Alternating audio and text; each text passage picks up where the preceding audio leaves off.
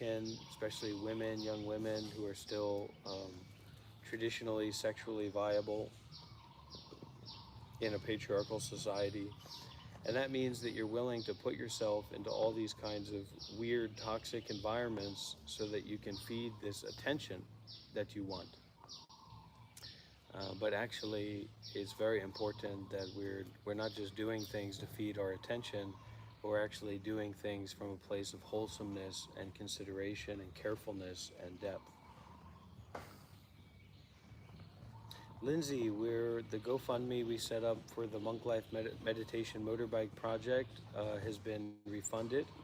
It didn't work out. The person who set up the GoFundMe had some difficulties come up, and they had to remove themselves from that situation. So all the donations made on the GoFundMe will be returned to the donors. And after this meditation retreat ends, we will begin a new Monk Life Meditation electric motorbike project fundraiser, and that's going to be really exciting, and it's going to bring us into a whole new dimension of our practice and our working together as a community. So I'm really looking forward to that.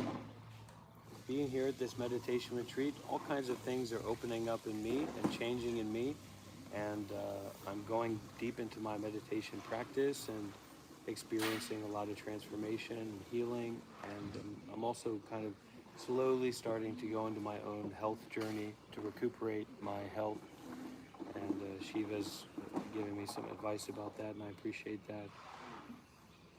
Shiva, you want to sit here and monologue while I use the shower? Sure. Take a shower.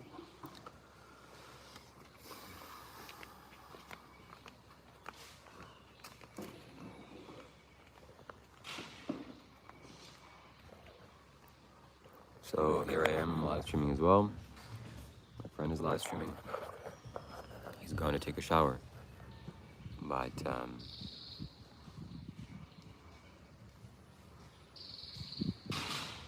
what is valuable to say? What's important to say? So Dr. Rob is back, as you can see. He woke up today in a good mood, in a pleasant mood. He's talking to me about Buddhist monasteries across the world that are run by his teacher, Sayadaw Ashin Otamatara. And who knows, maybe one day him and me are going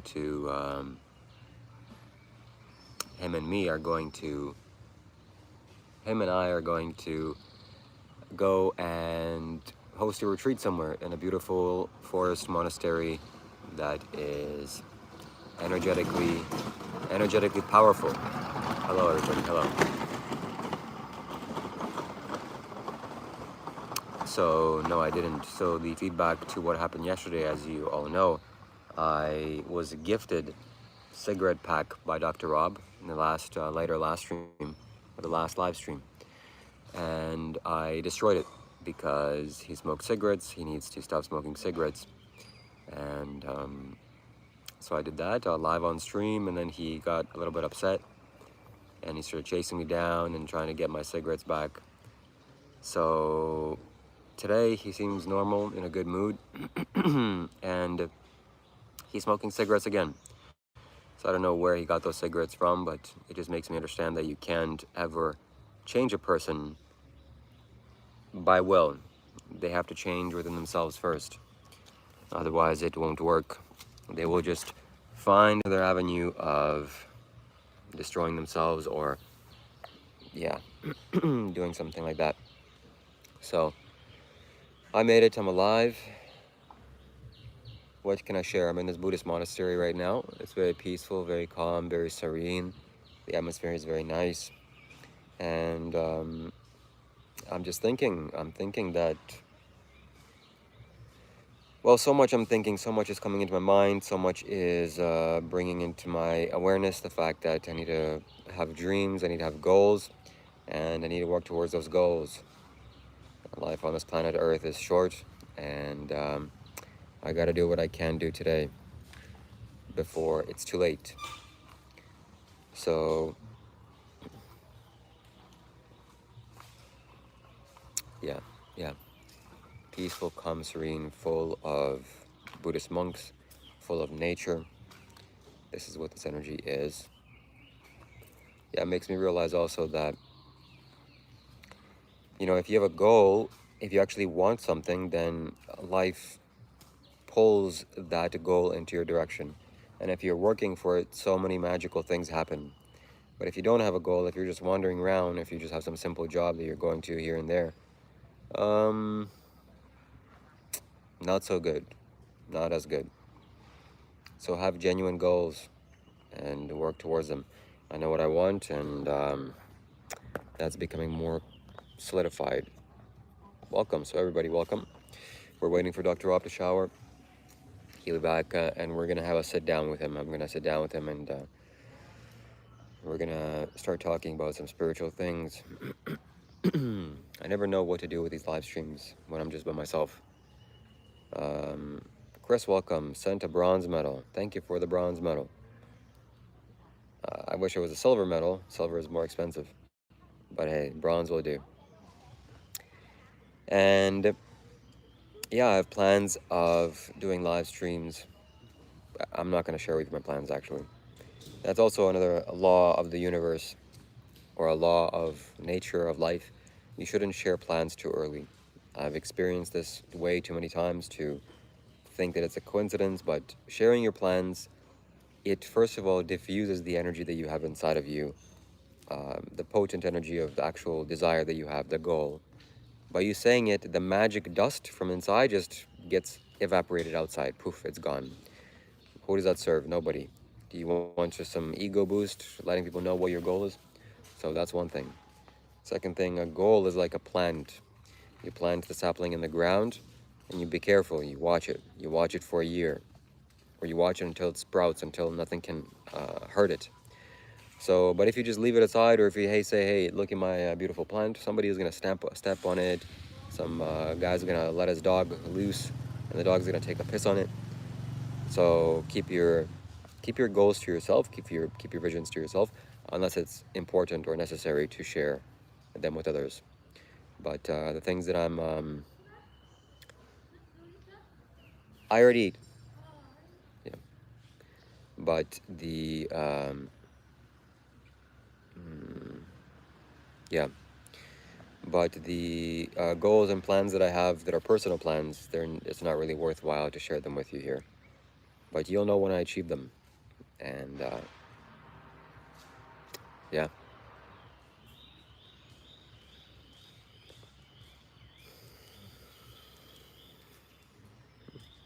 So we're gonna wait for him to come back.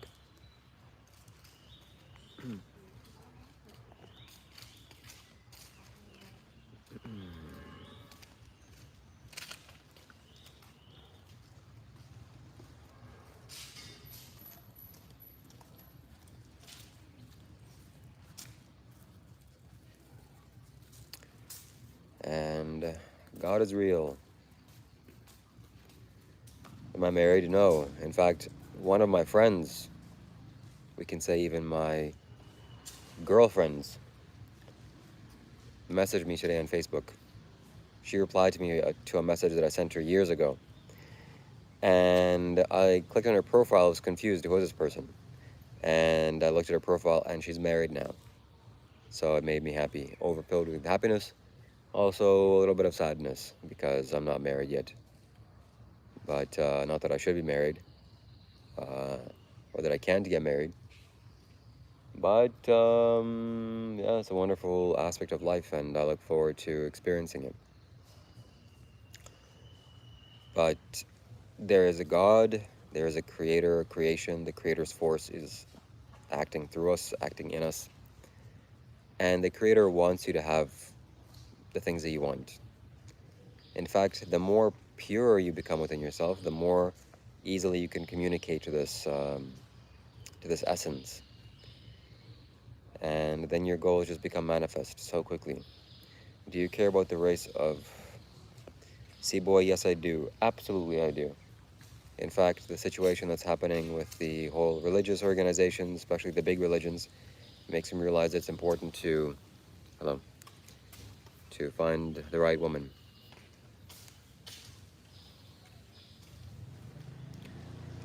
So, hey, Chris, welcome. Sent a torch. Thank you very much. That will be useful for me at nighttime. I'm going to use it to illuminate the light, the darkness. How old am I? I'm 30 years old. And yeah, so I admire Dr. Rob. Some things that I've learned, I'll share with you some things that I've learned from him, is his carefreeness. It's, without a shadow of a doubt, if you watch this man, or especially if you're with him in physical presence, he doesn't care. He really doesn't care that much. And he doesn't care that much on the live streams, like I care on the live stream. I care about engaging your attention and having you pay attention. And but he doesn't care about that. He just sits, smokes cigarettes, waits for some interesting question to arise, and then he answers it. But otherwise, he just is aloof. So that sounds like a character flaw or something like that? No, I think that's a masculine trait of being stoic and being unmoved and unshaken from compliments, praise, and blame, which he is to a large extent, and also gain and loss. So when I see him and he gets donations, or sometimes he loses things, he doesn't really get. I don't see much of a shift in him, which is definitely a sign of wisdom. So me observing him, observing his behavior, is giving me some lessons. Also, something that I want to say to you, the viewers, if you're watching this live, and also if you're watching the replay, that the way that we're behaving, the way that we're playing, or the way that we're doing things, not always playing. Yesterday was a little bit scary, a little bit more than play.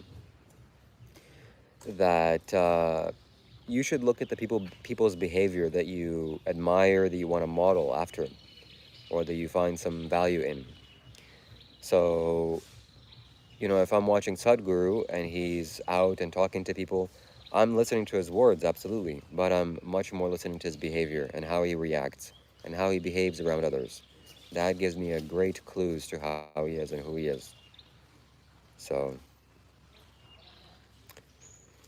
how did I get my name? Shiva. My life changed in 2019. I went through a turbulent phase in my life, and one day I just crouched down, kneeled down in my room. After removing everything from my room because I wanted there to be no energy at all and just clean and clear. And when I made the room absolutely clean, meaning no furniture, nothing, just walls, that wasn't enough either. I realized that there's walls and that needs to be gotten rid of. So I was looking for nature, the ultimate nature, but I couldn't find it in my room. So I just kneeled down on the floor and this energy came over me, and not energy came over me, but I just saw energy in my mind, and I knew that it's time for me to change my name or change the sound, what I'm going to be called. So it matters. The sound that you are matters a lot. Yeah, for sure. I look exhausted and stressed. I slept quite a bit today, and so, but am I stressed? No. Am I exhausted? Not really. I'm well rested, but I'm feeling kind of peaceful. So, I'm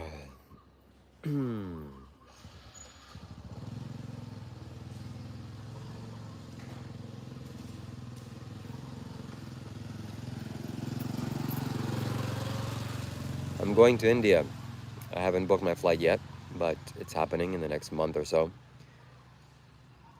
In the next month, you're going to experience something totally new and something totally different. Welcome, Grub. You're going to experience a level of energy on my YouTube channel that you probably have never seen before. Maybe even ever in life. Some of you. And this will be a big change in my evolution. It'll be a big change in you also, spiritually. So I very much look forward to that. I hope it happens. So this is a plan I'm sharing with you because to build some anticipation. and to have you look forward to this thing that's coming up. It'll be something that will transform you in your life just by you watching me on camera. It's that powerful. So here I am in this Buddhist monastery. You can probably feel the energy, you can feel the calmness and peacefulness if you're watching me. And it's not that difficult to feel the vibe through the computer or through the phone. If you are an any all sensitive, if you're meditating, then you can kind of feel where I am and what the energy is like. Very peaceful, very energetic, very safe. This is not just some park. If I was in a park, I would not feel safe because mentally ill people are walking around. And mentally ill people are unpredictable. So you always have to be slightly on edge. That's what it's like to go in parks in regular society. They're mentally ill people walking around, and you don't know what they're going to do. Most likely, they're not going to do anything, or at the worst, they're going to scream or yell or start engaging in conversation. You're going to have to dodge that and deflect that. But very rarely, or sometimes, and it happens, they start doing some more serious things, violence, and attacking you, which nobody wants to be attacked. So that's why going to play parks and things like this is not really safe. What is safe is going to an energetically consecrated environment, which I am in. And I've also been to places like the monkey forest in Bali, which is also a nice energy consecrated environment. And places like that, the mental illnesses of people, it gets diminished. So even if a mentally ill person comes, which by the way, I'm saying mentally ill as if it's some thing way out there in some hospital, no. If there's 100 people watching this, let's say maybe half of the people are mentally ill, maybe less than half. I don't know. But a large percentage, maybe 20% people are mentally ill. Let's just be generous. And you know, you're going to a job, you have a nice family and this and that. That you know, you're still mentally ill. That doesn't make you not mentally ill. But when you go to a consecrated space, that nullifies. So people become more peaceful and more easy, and the mental illness goes away. So here comes Dr. Rob.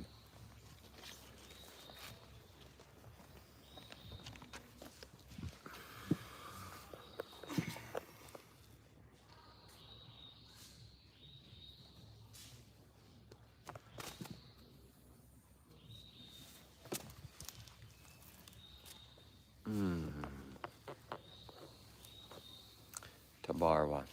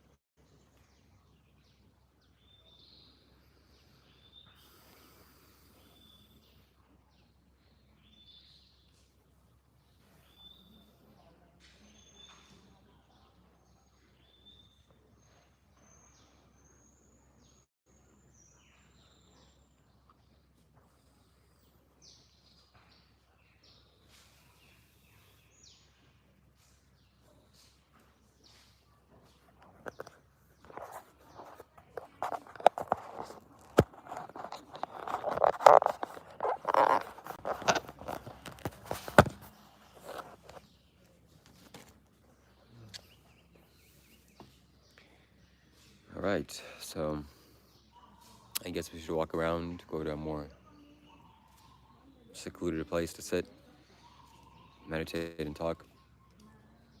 This place is very secluded. And yeah.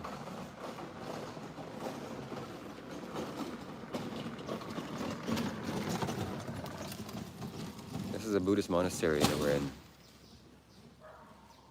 There's lots of electronic vehicles driving around. Did you hear the update? I'm going to be getting an e-bike. Yeah, Electric bike.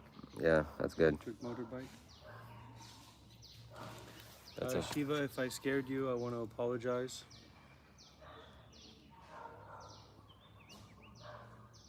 I didn't mean to scare you.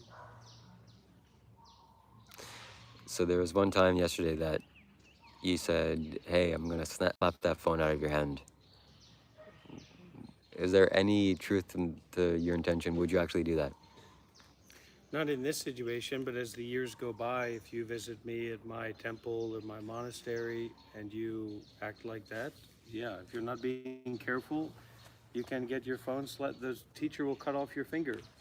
There's the story of the novice monk at the temple who watched the master. And the master, no matter what question he was asked, he would hold up one finger. And so this novice monk went to another temple to visit, and he was asked a question by a monk there, actually a master.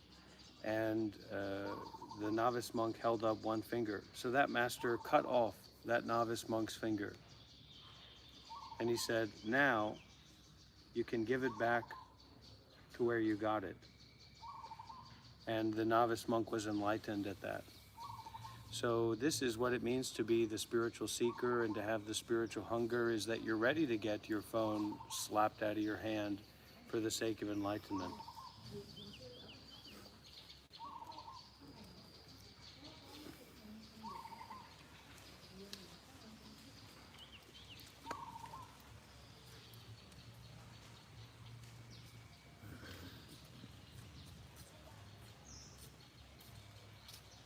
Go to eat, honey.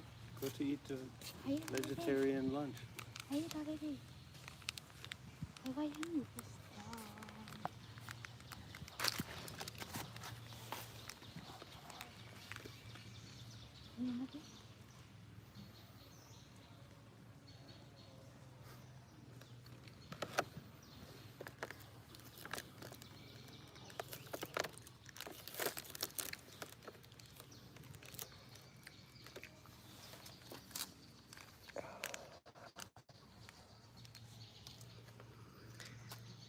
Yeah.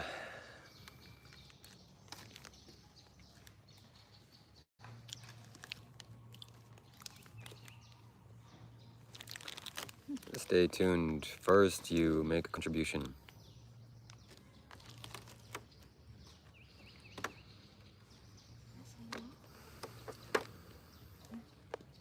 I interact with my community all the time. My work is interacting with the community. Siddha is eating lunch. Because to understand anything, you have to stop and look deeply and look closely. You can't just magically understand it unless it's very shallow. So the invitation here is to stop and look deeply and carry yourself the same way that you would carry yourself if you were visiting someone else's home, or better yet, a Buddhist monastery, a Buddhist temple. We can Google anything. It doesn't mean we know about that thing experientially or deeply. And this is the problem with the AI and the modern age of the Epstein files and conspiracy theories and all these different things. How easy it is to develop an understanding that's not based on our direct experience, that's not based on looking deeply. You have to retake your ability to use your own eyes to see and your own ears to hear. Stop being manipulated by this black cloud of demonic energy.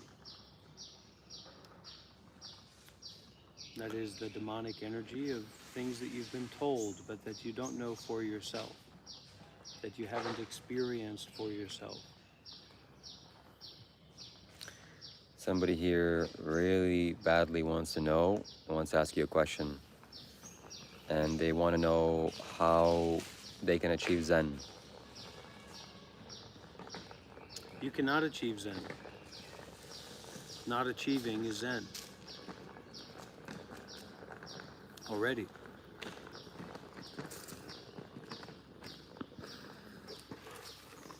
I hope that answered your question.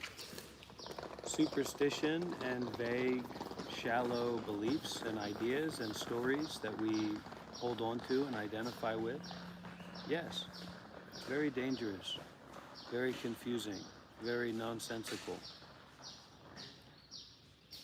very annoying. Well, let's do it this way, Black Afternoon. Let's have a trade. I'll let you punch me in my face if you let me put you over my lap and spank your ass until you piss your pants. Is that a fair trade? A punch for a spanking? Nothing So wrong with that. they said that you didn't answer their question of how to achieve Zen. Yeah, they don't know what Zen is. They're speaking out of their ass. They think they're speaking out of their mouths. What can you do with a person like that except That is not right. I didn't say that, and I apologize Red on his behalf. Samurai? I think it's probably none of your or my business what He doesn't mean that. people are giving uncontacted tribes. I have to leave that energy. I don't know why he said that. It's very stupid. Kill them or let them die. Yeah, nobody's gonna do any harm to you, that's for sure. He doesn't speak on my behalf. That's not a member of my YouTube channel. We don't harm anybody physically. And he's talking, I guess, from some sort of crazy spiritual state, meaning to destroy your ego, not to harm you physically. Oh, idiots, idiots. Yeah, I don't support that, and I don't condone that, and that's just very bad. Physical violence is never right. He's not a monk. He's just some guy.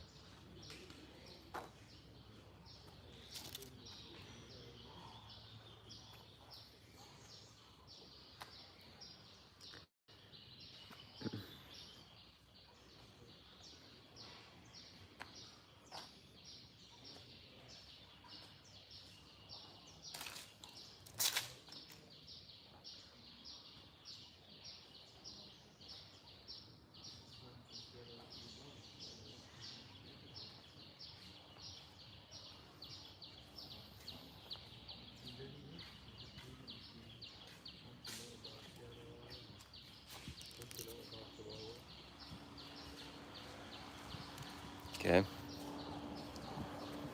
So you feel excited because some things are happening in America, Kabbalah, and different new people, old people.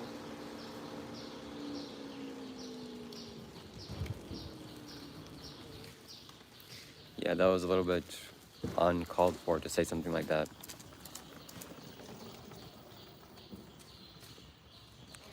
And dangerous.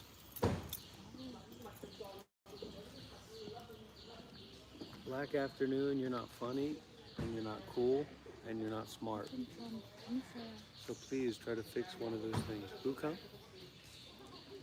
Oh, they just come. People come, right? Thank you.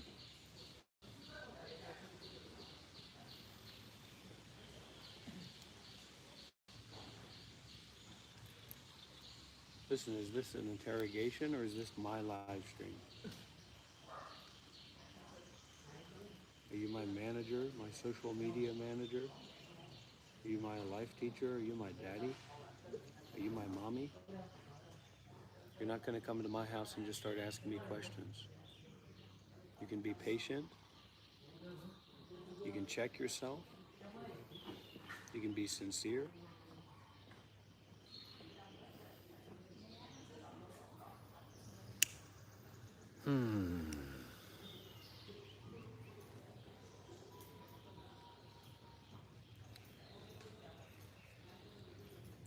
If you have things to say to Dr. Rob, send in the form of a super chat and I'll read it out loud. Right to him.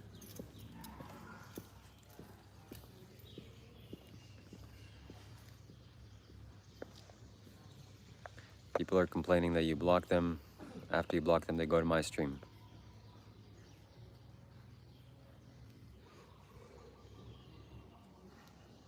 Yes, I am practicing meditation seriously here at the monastery, the Buddha Mind Temple in Vietnam.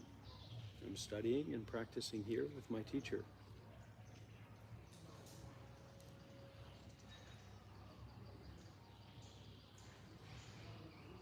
But I am not here to represent for myself. I'm here to represent for Buddha, Dhamma, Sangha. I'm here to represent for awareness. Apple, you know Apple, right? Hello. Yes, I eat.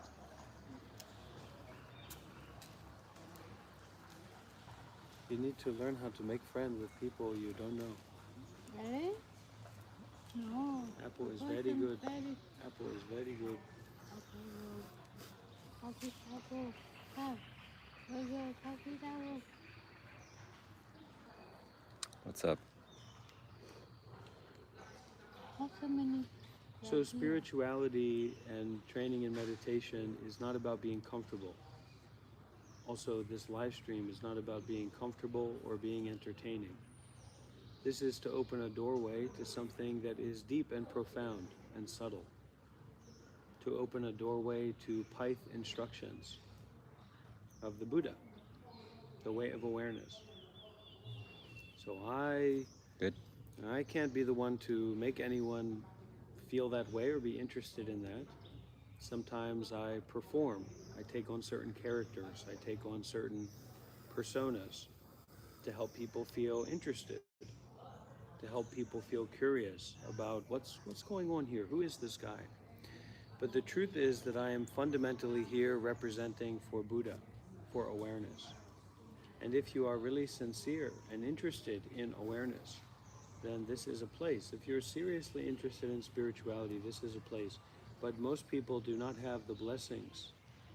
They do not have the good conditions, the good energy to be able to come and learn about the Dharma, to come and learn about the way of ending suffering.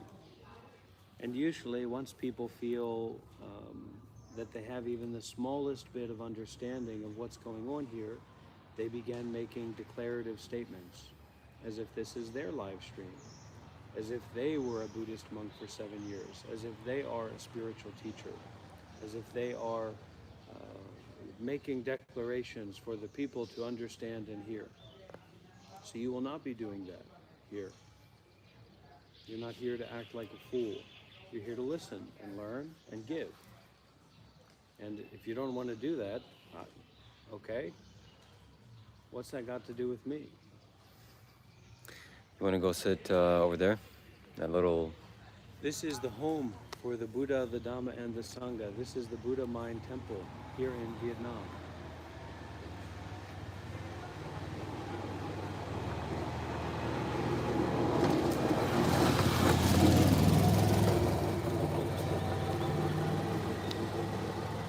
You cannot meet the Buddha until you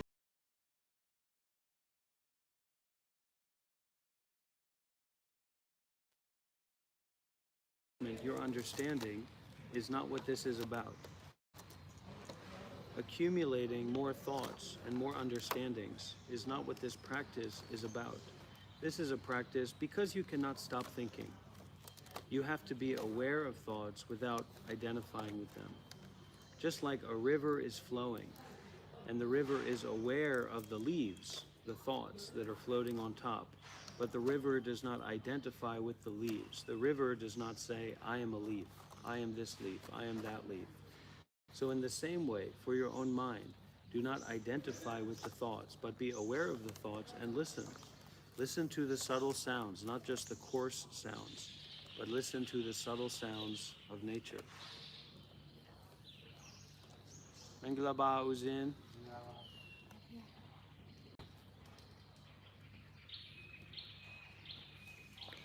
To kill the ego, your sense of self.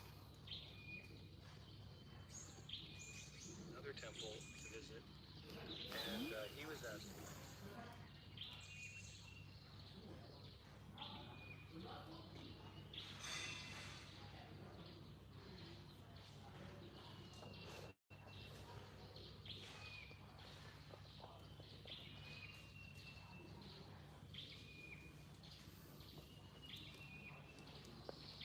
Thank you, Arcturian, for the torch. I'll use it at night. So most people online do not have much experience with other people. They do not have much experience with matured individuals. So for example, you've never spent time around monks. You've never spent basically any time in community that wasn't you working for money or you being forced into an education system that you didn't give consent for, where you weren't even able to ask questions or even go to the toilet freely. So when you don't have that experience of being in social environments, especially subtle social environments, your capacity to determine what's going on in social environments is very, very low. This is a practical truth. So in America, we don't have much environments for being in community together. We're in community because we are working for money, or we're in community because we're going to get drunk at the bar, or we're in community because we're being forced to go to a family event or something like that. Americans are some of the most individualistic and hyper-isolated people in the world. And no, watching TikTok videos and watching YouTube videos is not a replacement for the real experience of being in community and being with other people. So we have two options here. We can start pretending, or we can stop pretending that we know about this and we know about that. You know about what you have experience with. You probably know a lot about ordering food on Uber Eats. You probably know a lot about scrolling on YouTube and watching TikTok videos. You probably not know a lot about slaving for money to pay your bills. But you probably don't know anything about being with other people in spiritual community. That is normal for the Westerner. So you can come here to learn and grow and get some experience for yourself, some real experience. This is my master, Sayadaw Hashem Uttamatara, founder of Tabarwa. I have been following him for more than 7 years as a Buddhist monk, but now I am not a Buddhist monk anymore, but I was a Buddhist monk for 7 years. No strings attached, no expectations, no obligations. Nobody here has an obligation to be any particular way, but seeing as this is my live stream, seeing as this is my life and my body and my mind, it's my responsibility to moderate the space, and I'm the person who's going to be telling people what I think because, of course, this is my YouTube channel. So if people are coming here and pretending to know about things that they don't have any experience with, that's probably going to be an issue that I'll have to address. Because if I can tell you anything, I'll tell you and remind you that you don't know about things that you don't know about, and that's okay. We're here to learn and grow together.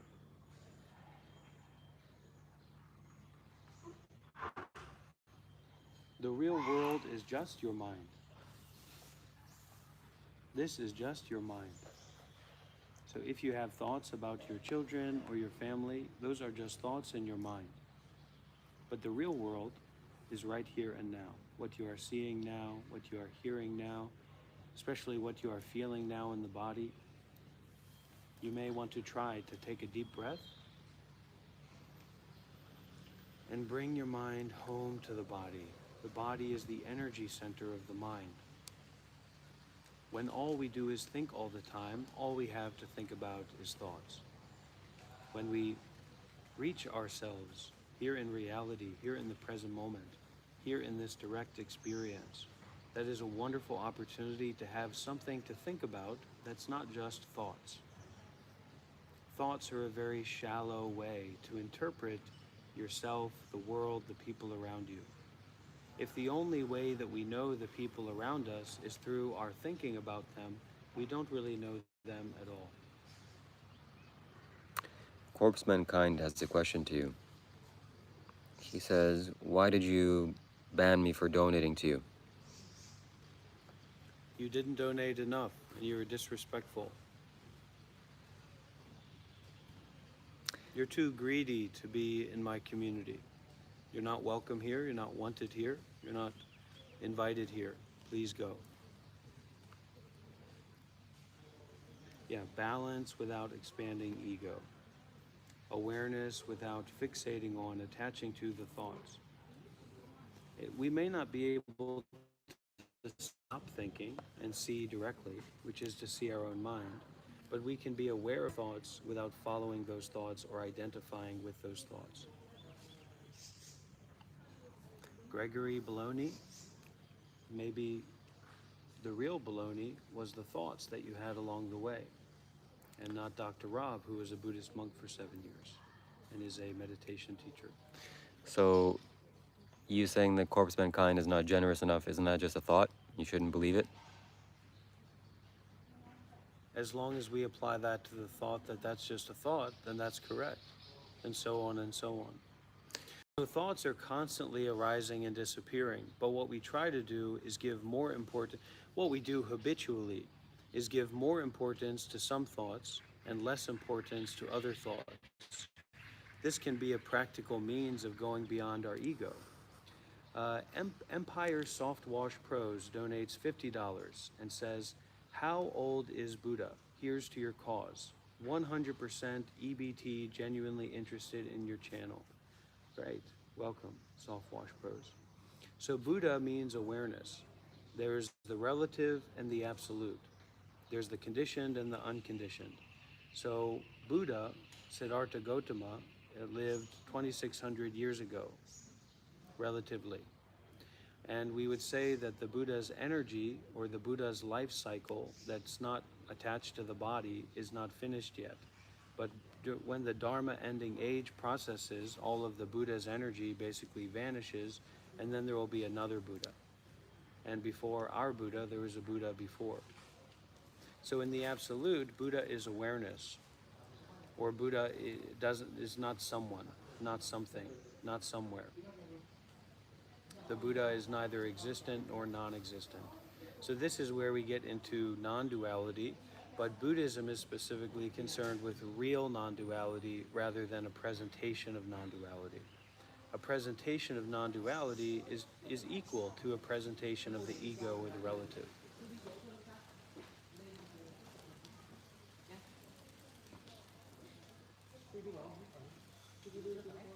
So thank you for your $50 donation. We're doing this for the long term, and we're open to $100 donations. We're open to $500 donations. This is a place where you can practice generosity seriously, but you'll have to stay tuned and be ready to give and be ready to let go. There's no two ways about it. Thank you for the ketchup, chips, and the poutine. That's very nice. I appreciate that you gave $50, but you may want to take this even more seriously and give $500. If you got that kind of money laying around.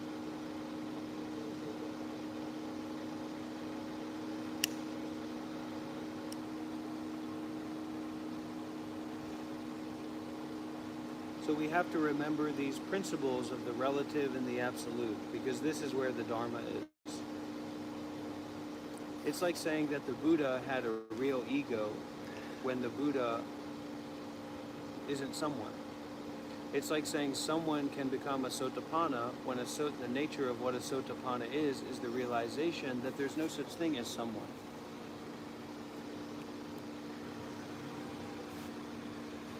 Circular. Basically, most of our thought is circular in nature. And the Dharmic thought, or the Dharmic teaching, is penetrative. So regular thought, worldly thought, regular communication is circular. And truth, or Dhammic teaching, is penetrative. So you'll feel it. But if you don't have a relationship with generosity, you don't have blessings to meet the way, to meet the Dharma, to hear the Dharma, let alone to teach the Dharma. Shall we go? So teaching the Dharma is just an expression of deep generosity, which is also detachment. Let's go sit in that terrace. Nothing cannot be nothing. That's the nature of nothing. Nothing cannot be something. Now, from a circular logic point of view, or a false reasoning point of view, we say, oh, talking words, talking words, talking words. But from a penetrative view of a willingness to let go of what we hold on to, we can experience this detachment. I'm not particularly greedy, but there is need. There is many need. I have to support my life. I have to support the people that I care about. Thank you, Rebecca. We also offer donations and fundraising for members of our community. So if you need some money, you can reach out to me and I'll give you some money. But actually, what you need to understand is that if you're here and you can think or have this idea that the Dharma is being taught here, and you make a choice to be where the Dharma is being taught, that's great. And if you have a chance and an opportunity to practice generosity concerned with the Dharma, that's fantastic, and you definitely should. But it's not about me. Observer of self is problematic unless it's a practice of meditation. Because the idea or the principle of an observer of self is just an egoic principle of another thing that's looking at something.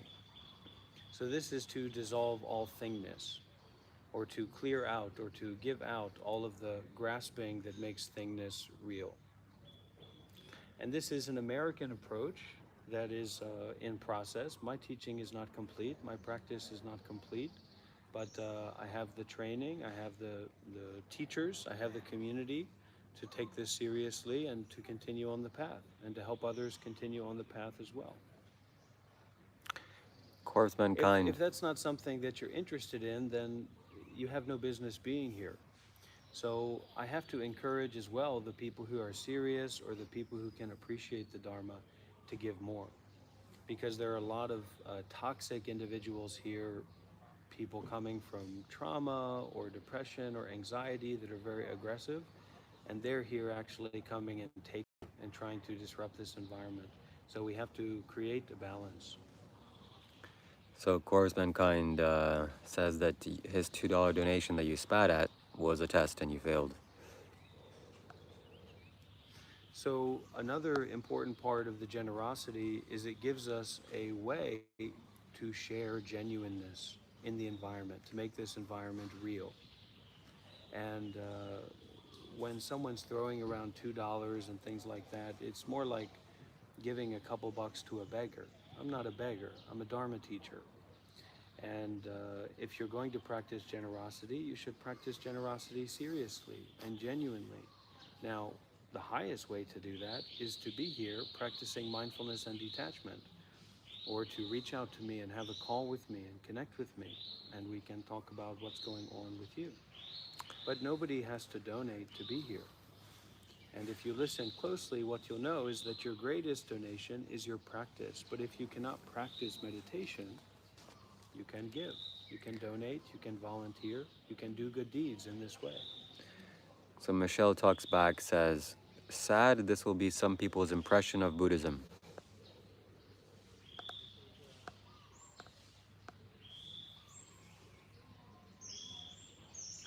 Tav also says, People Rob, need to learn to be ashamed and to have shame. You come into someone else's house, you come to a monastery, and you start making decisions and making declarative statements about what a shame this place is, when you don't know about Buddhism, you don't know about meditation, you haven't trained at any Buddhist center. So this kind of way of doing things is very much based in the ego and wanting to reify the ego and reify the self in the face of teachings about non-self. Whereas when we actually practice generosity seriously, we're letting go of ourselves. So someone over there donated like $1 or $2 Australian to make a rude comment or an inappropriate comment. And so this is actually like anti-generosity. It's using money to cause harm and to spit on the Dharma and to spit on the teachings of the Buddha. So what I'm saying is that here in our community, we have to be willing to do the opposite. 3 rules for donors, for the 3 general donors. 1, if you're just getting by, you can give what you can. If you can't give anything, then give your practice, give everything, give your body and mind. 2, if you're of moderate income, if you're of middle of income, give more than you think is appropriate. because otherwise you're disrespecting me, you're disrespecting yourself, and it just doesn't make any sense. It's like someone who has tens of thousands of dollars in the bank giving me $5 and then patting themselves on the back. When people living in bamboo shacks who are barely having food to eat each day for their family are giving $5 when the monks walk by on alms round. And three, if you're a wealthy person, good luck, because wealth corrupts. And this cycle of greed is one of the most important poisons that we're working to break when we practice generosity. So generosity is not a game, it's a practice of self-renunciation and the willingness, a practical practice of the willingness to give up what we hold on to, which is precisely what meditation is about. Tav says, I don't want to hear what Tav says. Keep that to you and your community. I don't want to hear the toxic comments from those people, man. that you should give him $1,000 and he'll give you 100 back. Okay, so we have another $50 donation from Empire Soft Wash Pros. Thank you, Empire Soft Wash Pros. I'm a lot less attached to money than most people because I have an infrastructure of community that's not based on money, but rather based on merit. So I would take merit over money any day of the week. If I never had another dollar in my entire life, I could live the rest of my life easily, simply, starting today. It wouldn't be a problem. So it's up to us as people who can actually connect, and it's so some people say it's karmic affinity, but the American way would be to say if you have something of value, then people are going to want to come and get it and give to it. So let's stick with there being a position of value. We have a responsibility as new members of this community or old members of this community to take it seriously so that we can help more people in the future. This is not a normal YouTube Shorts live stream. This is a one-of-its-kind activity and happening. This is very connected to the Buddhist community and the Buddhist Sangha, monks and nuns and meditation masters. And this work is for everyone. I'm not a businessman. My life and my practice and my spirituality is not for myself, it's for everyone.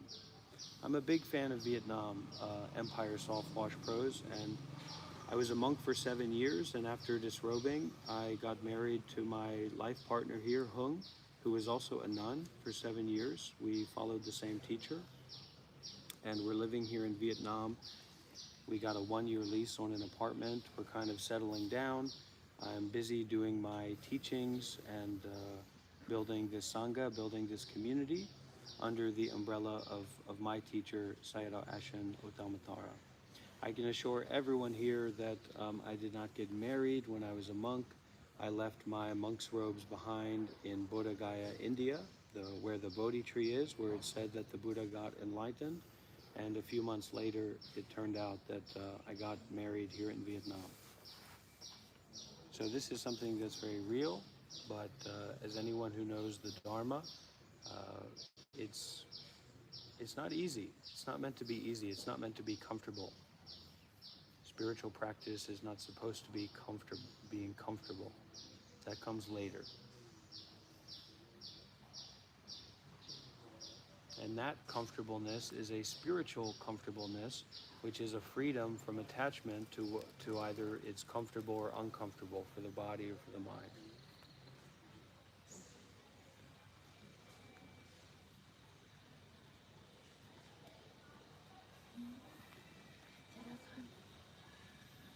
What do you mean, Seattle? I know Seattle.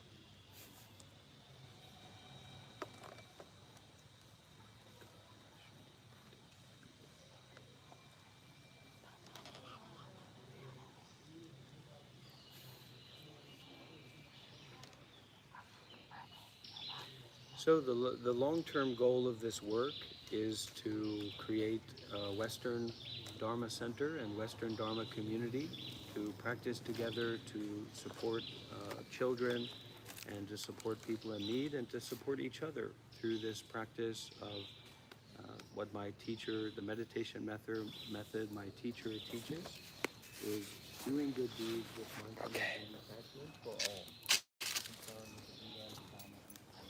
That's exhausting.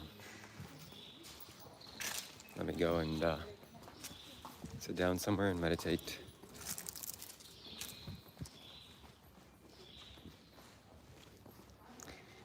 He can't stop and listen. It's not in his nature. He's too full of himself. But anyways, whew, that was hard work. I need to go find a place that I can sit.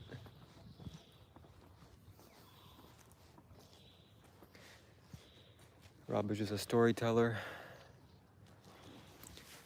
Yeah, I know exactly where I'm going to go. I'm not going to waste my energy on him anymore. It'll be only a couple of days a week in the future that I'll be able to talk to him. This is too hard.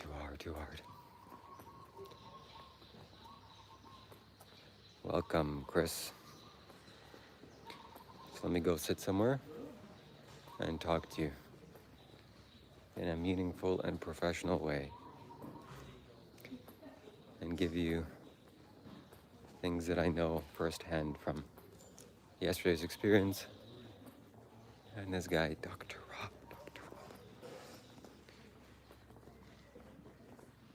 Rob is your petty tyrant. So the guy has some energy that's just, not good. But he seems to be very sure of himself when he talks about the Dharma. And he does know a few things about Zen, spirituality, and he shares that with the public, and they seem to appreciate it. Michelle talks back, says, so proud you're learning to stand apart from him. Yeah. It's no joke, when somebody is poisoning themselves, somebody's consuming tobacco every day, can't stop eating bad food, and abusing their speech, that creates a very unhealthy environment in your body and in your aura. When you sit next to a person like that, it's actually no joke. I feel drained, and it's draining. So, but hey, we're not all perfect, I'm sure I have some flaws within me as well. I'm not some angel, and I wish him the best of luck. What else can I do?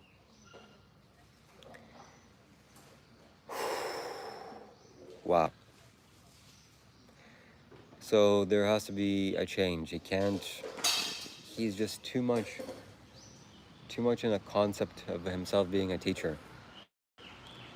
So I can't be around him, can't do that. Intoxicating the mind is bad, absolutely. He's intoxicating his mind daily. Well, not in that way, but yeah, not good. Let me recuperate my energy and figure out what the flow is here, because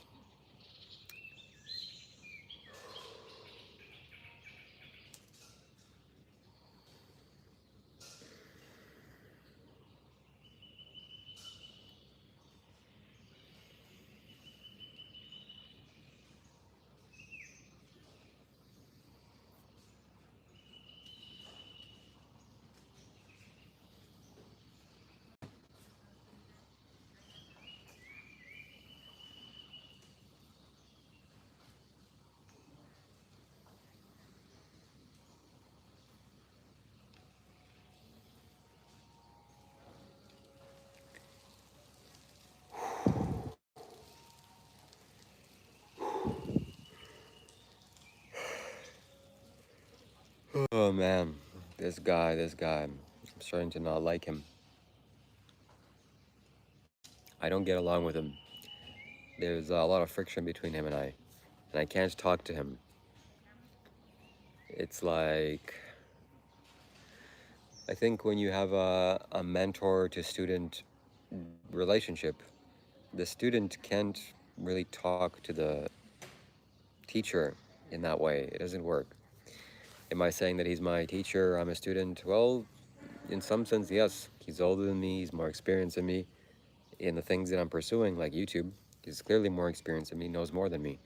So when somebody, like, I'm sure that you've existed on this planet long enough to know that if you have a person come into your life that has a mentor role in you, and he knows more than you or she knows more than you just have an empty cup and you just listen because they're giving you what you want.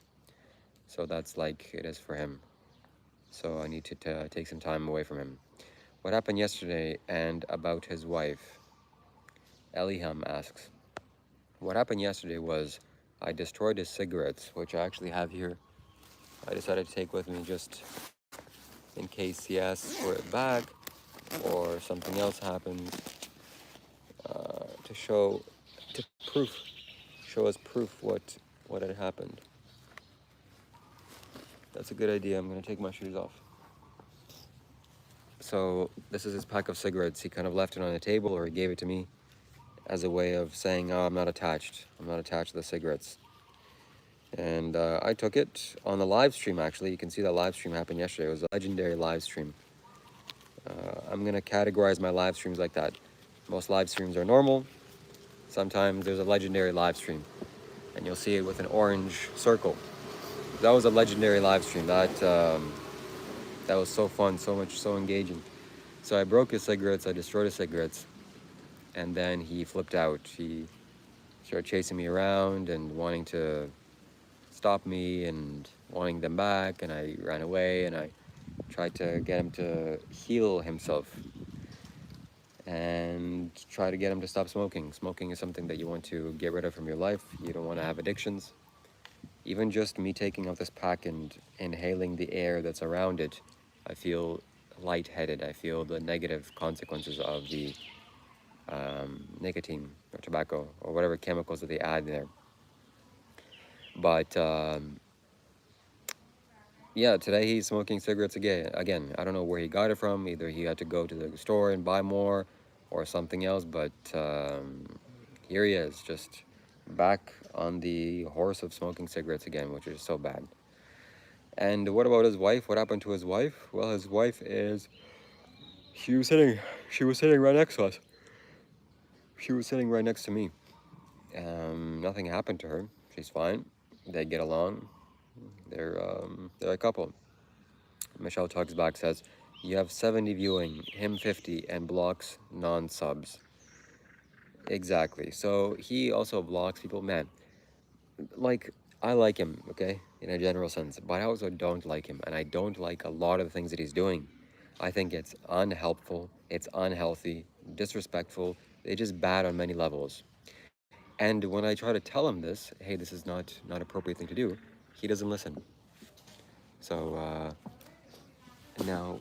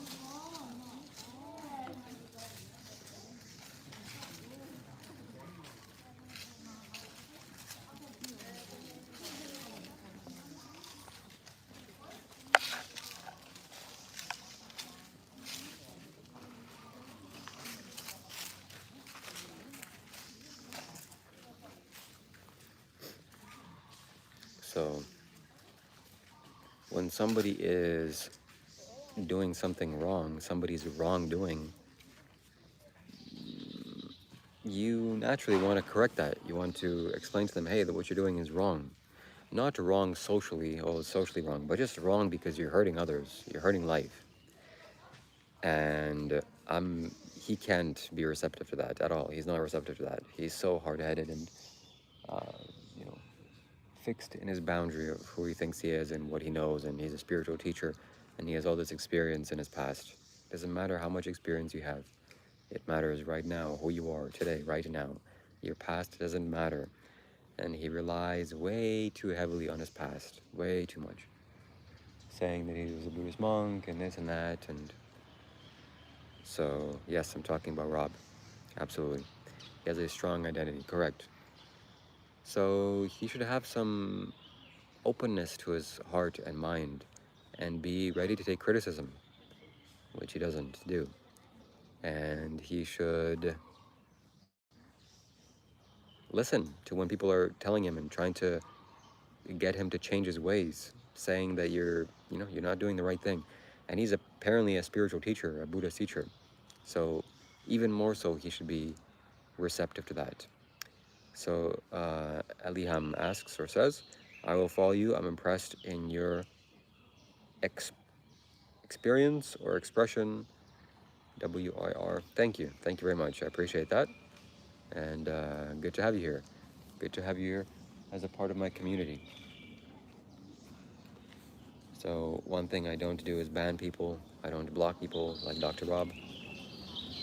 Bans and blocks people that he doesn't like and doesn't appreciate. And anyways, I don't want to get much into his business. I'm going to leave him alone. And it's hard because he's feeding me also energy. He talks a lot and I can make use of that. But it's just not helpful, not helpful for my health now at this point. You can't change others, just what you allow respond. Michelle Talks Back says, yeah, that's true. So I stole his cigarettes. I didn't steal them, but he gave them to me and I destroyed them. And I was thinking that, okay, it's going to make a big change in his life. He's going to become more spiritual and he's going to drop this habit. But no, he didn't do that. He did the opposite.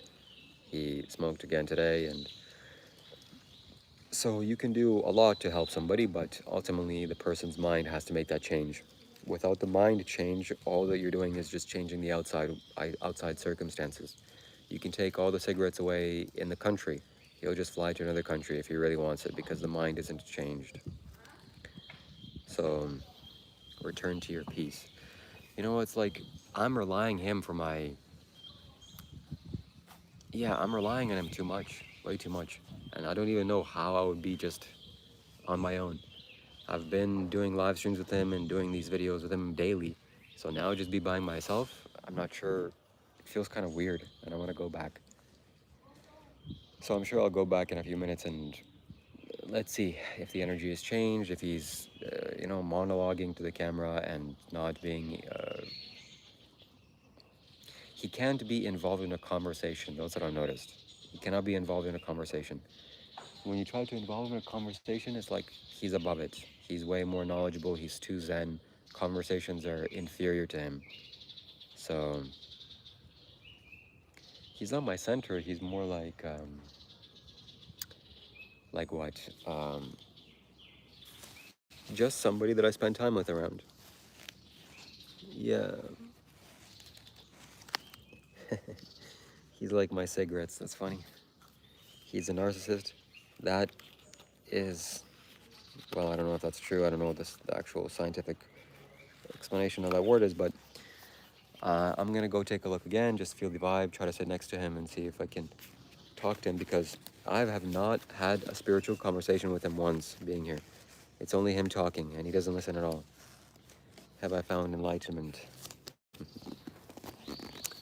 I don't know. And he constantly abuses people that are American. Have you noticed that? So refraining from judging. I'm judging him, but this is important to dissect a person's behavior and the person's energy because it's useful for others. So a person that, and this is not anything that I wouldn't say to him directly, so I'm not, talking behind his back.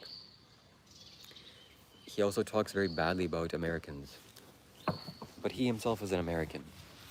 So, oh, Americans, yeah, but you know, lots of cultures and countries have problems, not just Americans. So he has some deep-rooted hatred and anger. Communicate your feelings. All right, that's what I'm gonna try to do now. Let's go back, sit beside him for a few minutes, see if anything changed. If not, I'm gonna go back. Lahim says, what do you think of Saida? Ooh. All right, I'll get into it in a little bit. That is a topic for a deep discussion. All right, I'll say it now. Have time? He's definitely highly enlightened, highly spiritual, highly something. He's gone through a lot. I'm gonna make a video about him or with him. I'm gonna upload it very soon. And looking at his face when he's talking to me, I could just tell this guy's purified himself so much. His ego is eroded massively, and he has wisdom. And also you can tell that he practiced a long time, for decades. So he's definitely highly enlightened, highly experienced.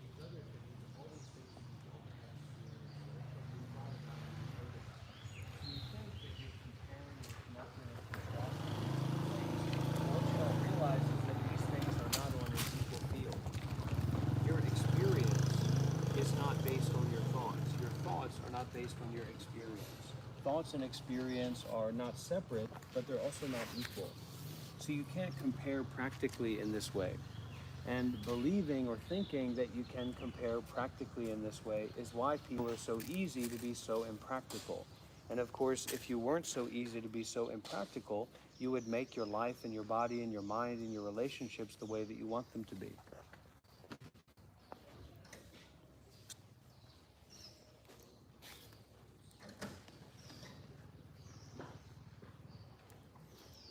The Wheel of Sharp Weapons is a good Dharma text that I recommend. Yes, it's very difficult to practice Buddhism in the US for most people. So if you have the resources, if you have the money, you can come to follow the teacher, follow the master in India. You're certainly welcome to come and practice with me here in Vietnam. And you're certainly welcome to support me from where you are.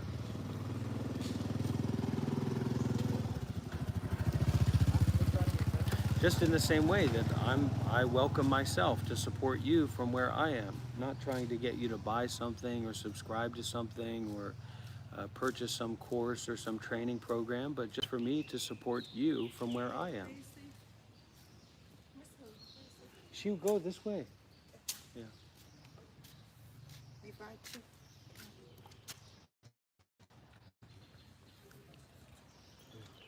Thank you. Thank you.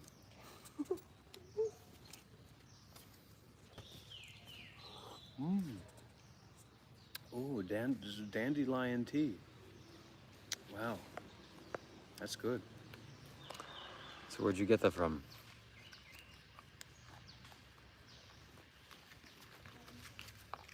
So I know that how we function in modern American society is through consumerism. Don't disrespect yourself, Shiva.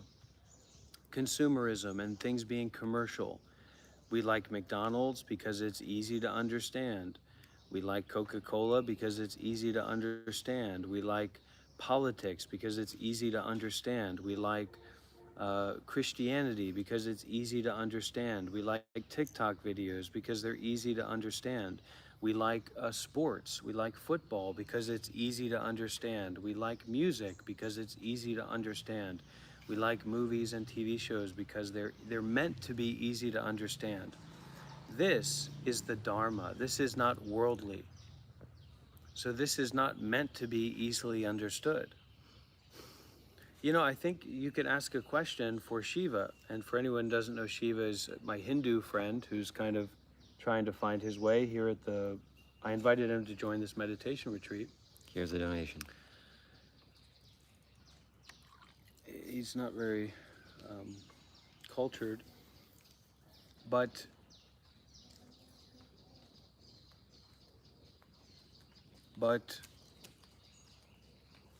So you'll see on his live streams, he would get donations, $2 donations, $5 donations, but basically nobody ever reaches out and like says, hey, I want to support you, and sends him $50 or $100 or anything like that. And they don't donate regularly. Whereas here, where I'm sharing the Dharma, how are you today, Apple? Yeah, very good.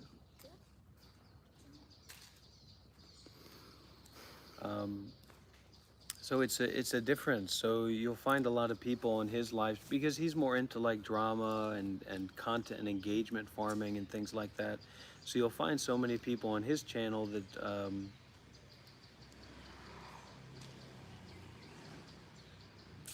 they're not really in it for spirituality. And in my channel, this is not a show. This is my life.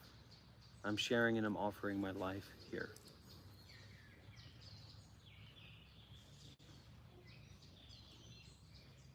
And so in coming here, it's like you're coming to a meditation center. It's like you're coming to a teacher speaking, like a teacher at a school or a teacher at a community college or whatever it might be. You can say it's high or low, but that's like the context here, because this is my YouTube channel and this is where I do the things that I do. So I'm allowed to say that. I'm allowed for it to be the way that I say that it is, because it's my life and it's my experience. So in that way, like when something is said, it's for you to digest, it's for you to turn over in your mind, like marbles in your mouth. It's not something for you to then respond back to me about, because we're not on equal footing here. Like, this is my YouTube channel, this is my live stream, this is my life that you're coming to be a part of and to listen to. And so if I say that this is a teaching going on, well, I have a right to say that. Wow. So people are saying that you disrespect me. I'm not interested in ego, drama, content farming nonsense. So there's a lot here to be... What is the difference between Buddhism and Hinduism? Hinduism is such a broad term, so if you're really using the term Hinduism as it was originally meant, then Buddhism would just be a school of Hinduism that left to India. So anyways, focusing on the difference between big topics is not what mindfulness and detachment is about. Look at your mind. What are you thinking right now? Is this can I respond or intervene here? Can we have a nice, meaningful dialogue? I don't think that you're prepared to have a nice, meaningful dialogue. Oh, I'm prepared. Empire Softwatch Pros, what does a typical day for you look like? There is no typical day for me. My ideal typical day is receiving regular donations and meeting new donors and new Buddhist people who want to be on the path, like you, Empire Softwash Pros. If I met one of you every day, then that would be a normal day or a typical day. But in terms of my life, there is no day or night. There is no tomorrow or yesterday. There's no such thing as a typical day. I don't practice that way. I don't see that way. I don't hear that way. That doesn't exist for me. A typical day doesn't exist for me now. Wow. I think what my mission is to absorb what you're saying here and then go somewhere else and dissect it logically and debunk everything you said. Because clearly you can't hear it. You don't have the intelligence or the spirituality to be receptive to input.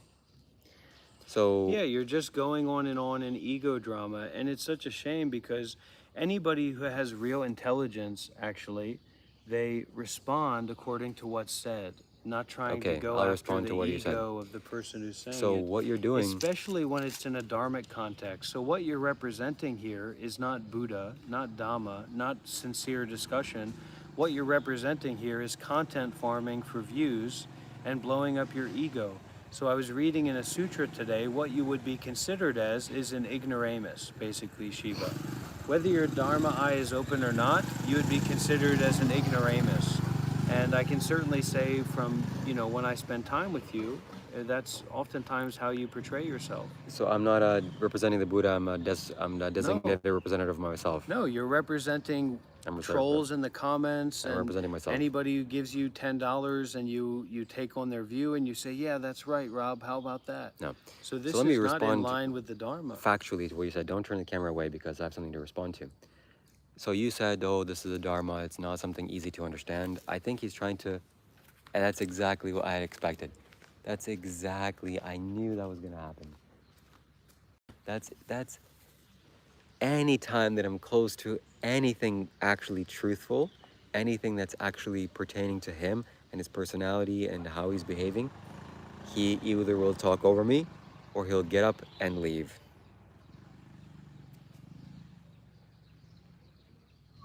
He's gone. There's nothing else.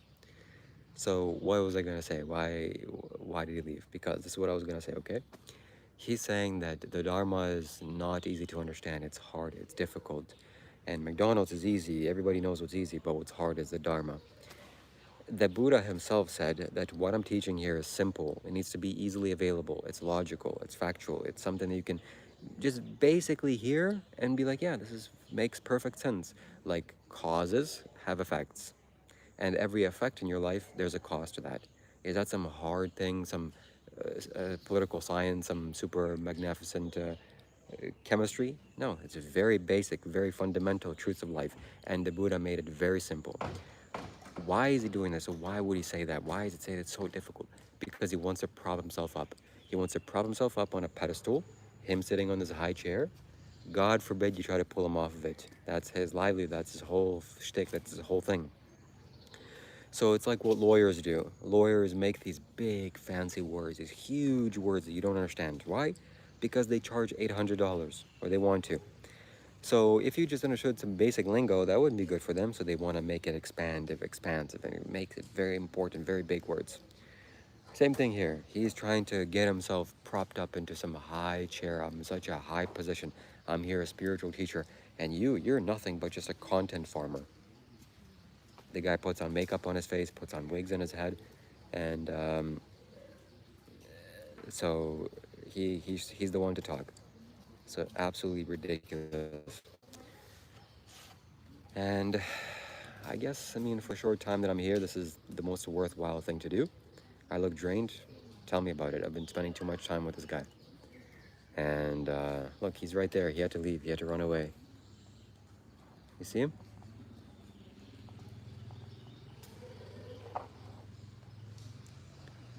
So I don't know, unless somebody wants me to go and sit next to him, then maybe I do. Thank you for hosting the space, my new Sangha. Thank you. Yeah, we're here for the long term. This is an ongoing, a long time thing. I'm going to be doing this daily, full time. Yeah, because he bans people, he disrespects people, and some people support him, and I encourage people to support whatever they find valuable. So I'm going to see if I can go and sit next to him, because it's all about the boundary pushing. It's all about pushing the boundaries. Don't sit. You should move to another retreat. Stay away from him. Shiva, you got this, brother. Thank you. Thank you. So we're going to wait for him to settle down his energy and become a little bit more receptive. Then we're going to sit down and see if we can get something out of it, because this is not going to last. You see, I cannot... there's a good saying here. I want to read Hawaii's system. Yeah, so the truth is, in relationships, is that, like what's happening between him and I is, or him and me, is that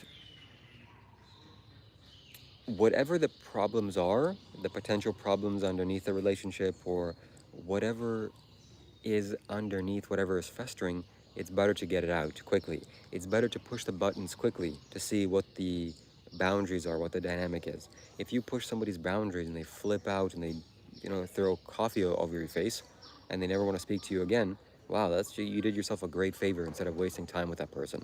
So I'm gonna continue pushing his boundaries reasonably, okay? Reasonably in simple ways, not being disrespectful to him as a human being. But we'll see how far we can go, because... Okay, Liberty, I get it. Thank you. And she can say that herself. Because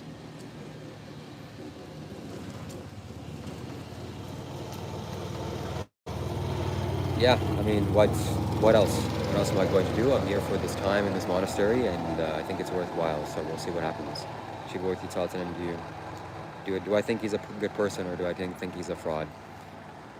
Um, First of all, I want to say that I'm a pretty good judge of people's character. I know everybody says this, but and I'm sure people are a judge of other people's character. So I'd like to think that I have clarity, I have perception, and I have inner wisdom. So I can see when things are happening. Clearly, the guy doesn't need to smoke cigarettes. He needs to stop smoking cigarettes, and he needs to do a lot of behavioral changes to increase his vibration. And case in point, if that wasn't true, he wouldn't get up and leave from the conversation when things were getting a little bit hard. So I like him. Genuinely, he's a good guy overall. He's spiritual, he's going on the right path, or at least his intentions are set right. But his lifestyle, his behavior choices are not it. He has a long way to go. Rob is now asking $500 or $1,000 to answer questions. Well, yeah, that's his choice. I don't want to do that. He's nice sometimes, I appreciate. Yeah. So, what is this about, my friend? This is about this whole live stream and this whole YouTube channel, in fact, is about us getting clarity and us becoming more clear in our minds. To do what? To see reality clearly. If I can show you one or two things about a person's personality or character, and you go, wow, that's very interesting, that's very insightful, that's valuable enough. It's valuable enough for you to stay around and watch and continue, because clarity improves your life massively. Clarity in simple things, it makes a big deal, makes a big difference. And clarity is something that Sadhguru said, which is my teacher. There's no more valuable thing in the spiritual path than clarity. You want to pursue clarity. That's the most essential thing. So we have a question here. MacDaddy82 asks, what do you think of ayahuasca? So in fact, my friend here, Dr. Rob, the guy that's hiding from me because I called him out and I tried to say something that was very logical, but he didn't want to hear it. He had to run away. He told me to go take an ayahuasca trip, to go to South America and drink ayahuasca and go through that whole experience.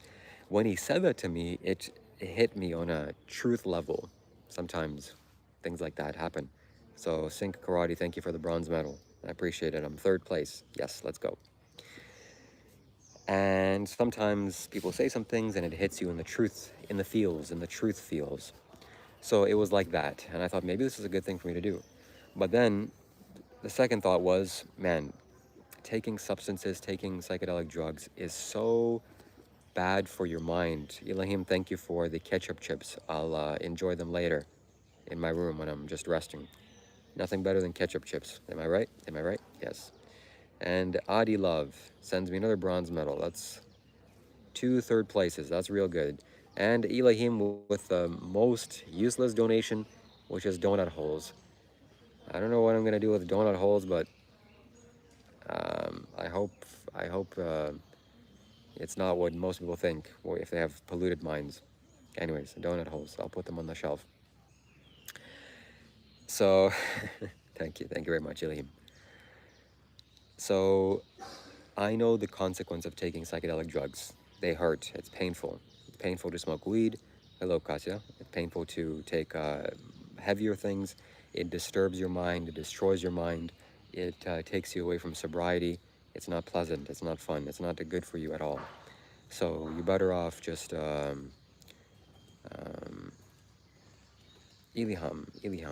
Elahim. Yeah, it's an energetic name. So Sync Great, Sin Karate sent me a torch. I'll be using the torch later tonight. So taking drugs is not wise. So there may be a small chance of it being beneficial if you're really stuck in life and you really want to change and you want to break through the wall. Maybe a psychedelic experience is in alignment and synchronistically you go there and it sure maybe have some benefits. But it also may have catastrophic side effects, and that's not what you want to mess around with. What is much more sensible to do is meditation. If psychedelic drugs were something that's the only thing to get powerful experiences and the only thing to break you from your mind, then okay, we would go towards that. But it's not the only thing. meditation, deep meditation, is how you can go deep in experiences and deep in your mind and have breakthroughs. So we should rely on meditation. Thank you, Adilaf, for the leaf. I'm going to be using that leaf in a second when I go to Dr. Rob. So let's see if he changed his mind. Let's see what we can tell him.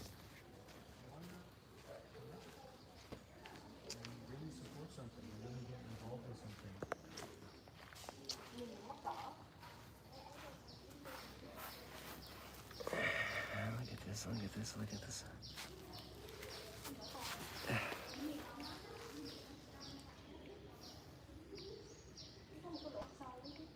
So yeah, this is my quote-unquote friend. So unlocking paradoxes, thoughts, and donating to charities. Ultimately, what you want to practice is direct generosity. You want to find a way to practice direct generosity. So if you're donating to a charity, you're donating to the secretaries, the CEOs, the scam artist middlemen. You're basically just throwing your money into an endless wormhole. And a lot of times people are practicing generosity, giving to charities as a way to evade taxes, basically to get tax breaks. So it's much better for you to practice generosity directly, because real generosity is not about helping people. Real generosity is about self-sacrifice. It's about detachment. It's about a real practical action of giving up what you hold on to, concerned with what you're concerned with. Look, somebody donated to me ketchup chips. But here we are concerned with the Buddha, the Dhamma, and the Sangha. So we understand that that's a very high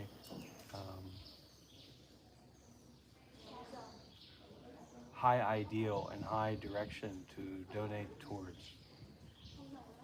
Salim, thank you for the ketchup chips. It's all about the donations. And Sin Karate, thank you for the bronze medal. So here he goes off again. He can't handle it.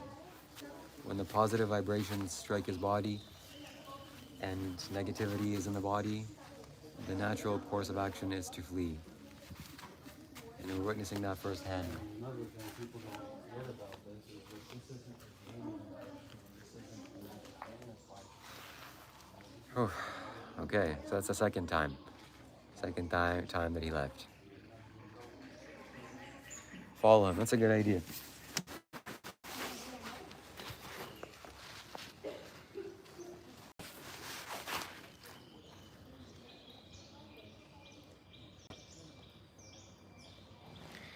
So I'm pretty sure the reason why he leaves is because it lowers his status and perceived value that people have as a spiritual teacher, so-called. If I talk, things become very clear who he is and who he is not. So he doesn't want that. He wants that perceived illusion. This is not anything. This is not a gaming channel. This is not, you shouldn't thank your viewers for their generosity. Even though he literally 5 seconds ago, he was talking about generosity. Oh, it's important to be directly generous. Somebody's directly generous to me. Thank you very much. I appreciate that. I highly appreciate your donations and your generosity. And then he gets up and leaves. This is not about, this is not a gaming channel. The guy's crazy. Thank you, Hawaii, for the bronze medal. I appreciate the bronze medals. It means I'm in the competition. Yeah, he's full of it. And you see, me even talking about him, talking to him, is not going to work because he knows he'll get exposed. He knows by me having a conversation with him is not going to be good for his status or for anything else. Elahim, donate another bronze medal. Thank you for 2 bronze medals back to back. I'm really a champion. So what he's not going to do, he's not going to come towards me. Because if I speak, his whole illusion is going to start collapsing. It's not going to be good for his ego, his self-image on his YouTube, the one that he's built. And look, he's going to turn around, he's going to walk away. Adilov, thank you for the bronze medal. Man, I'm receiving a lot of those.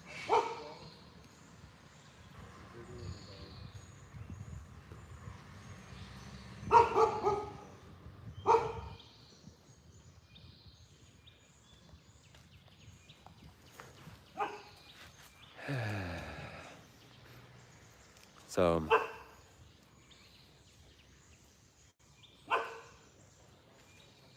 yeah, yeah, we're gonna follow him around. We're gonna see what he's up to, and we're gonna continue on the path of doing God's work, of helping people resolve their internal issues, and purifying their egos of just nonsense. But don't you see how funny it was that when he was talking about generosity and donations, and somebody donated to me and I acknowledged it, he got up and left. Oh, how dare you? How dare you? Adi laughed. Thank you for the laughing disco. Yeah. I'm gonna be laughing at the disco when Dr. Rob's situation is all resolved. That's for sure.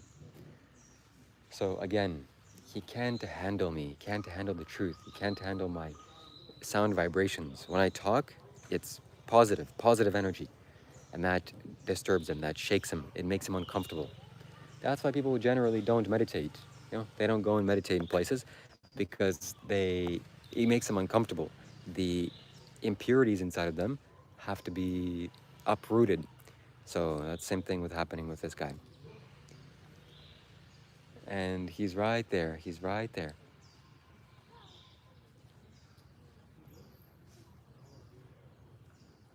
Oh, look at this. He's now talking to somebody else, but I thought this was not a gaming channel or, something else. You'll give me $1,000 if I marry a member of my YouTube channel. Money up front. Just kidding. We'll see. We'll see who I marry and who I don't marry. But I'm not done with Dr. Rob. Yesterday was the first hint that I can actually do positive things for this man, and without his even consent, realistically, because that's kind of sounds wrong to say, but if you want a massage, then you have to give consent. Hey, I want a massage me. Then you can massage. But let's say you can massage from far away and still benefit the person. The person doesn't even know. What am I saying? I'm just saying I'm going to talk to him and I'm going to share with him the truth that's going to make him uncomfortable, the truth is going to bother him, and it's going to be good for me, but good for him, good for everybody. So what I'm doing right now is I'm going to fill up my water bottle, then I'm going to head straight back and I'm going to sit right next to him and I'm going to follow him around in this whole monastery. It's a big place. I'm literally going to follow him, and he's not going to get away from this. He's not going to get away from me. This is going to be justice for anybody that has ever gotten banned from him, justice for anybody that has been insulted by him, disrespected by him, and I'm the first person that has experienced that. So, do I love him? Sure, I love him.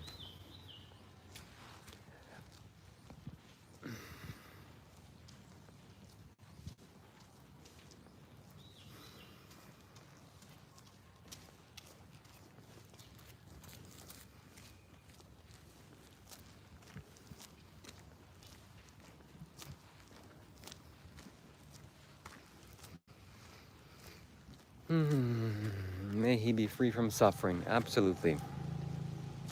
Hey, thank you for the bronze medal, Elahim.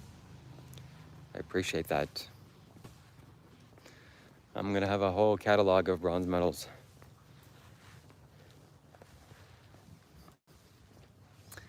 Yeah, his channel is, he bans people, he mutes people, he calls people out. He doesn't understand that. What does he not understand? I don't know. He thinks he has leverage over people that, I don't even want to explain his confusing beliefs. But these next 3 or 4 days that I have with him are gonna be very powerful days designed to help him to break free from his ego. And he'll thank me in the future. It won't be pretty, it won't be easy, but it will be definitely necessary. Good evening, good evening.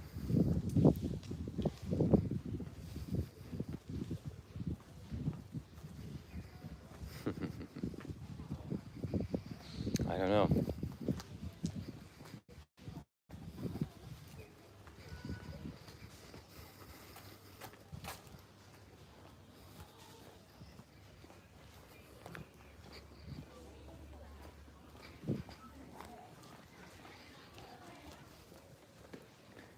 All right. We're at the drinking place. I'm gonna put my camera down because there's no Wi-Fi inside. So for the next 30 seconds, you'll just see the ceiling. I'm gonna fill up my water bottle, and then we're gonna go straight back to him. We'll see. Let's see what he can do.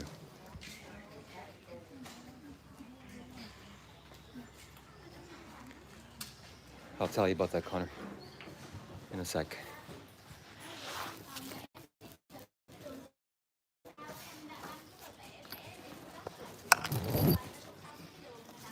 Thank you for the bronze medal, I love. Thank you.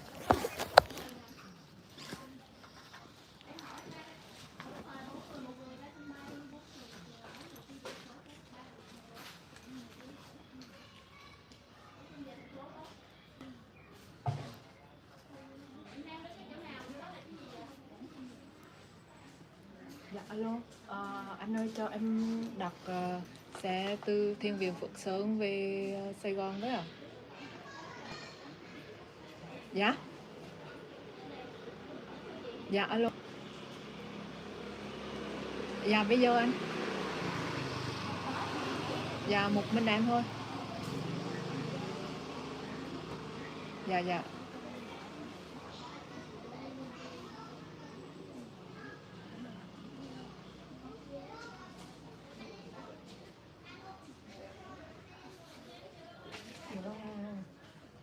Dạ họ đang kiểm tra. Đi mấy ngày chả có ai. À có người nhận.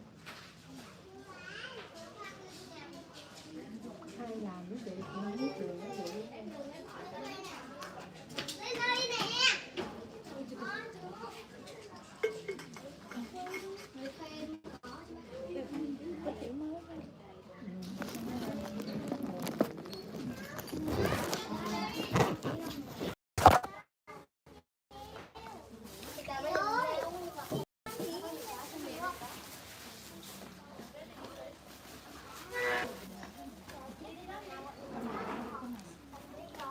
Cô cần gì ạ?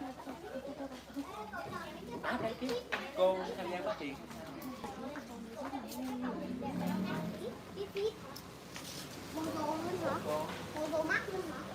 Thank you, Ilham, for the poutine. Poutine was one of my favorite foods when I was still not vegan, when I was in Canada.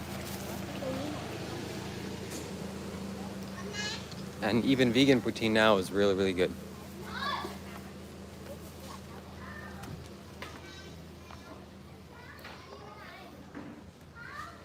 Can I take?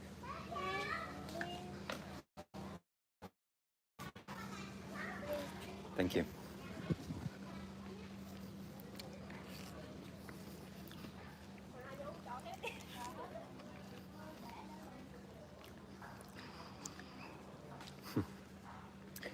I'm nobody's master, but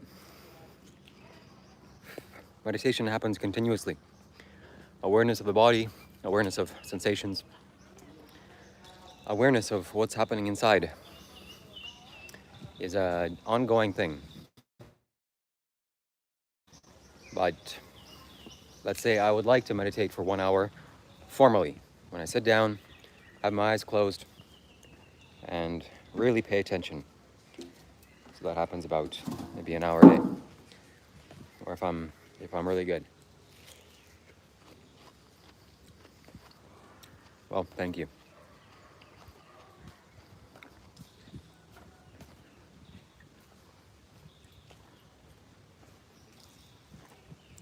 Nice. We're gonna go talk to them.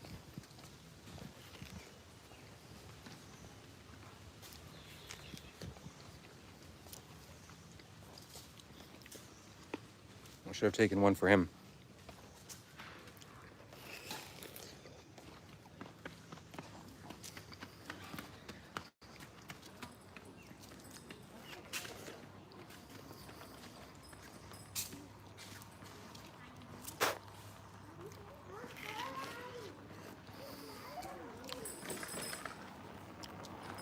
Watermelon is one of the best foods in the world.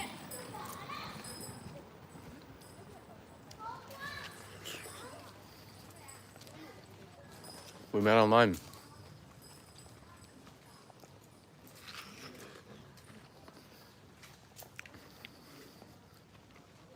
Yeah, sometimes. But usually he eats meat.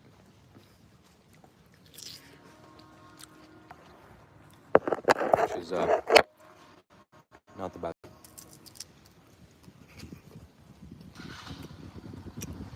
For the animals.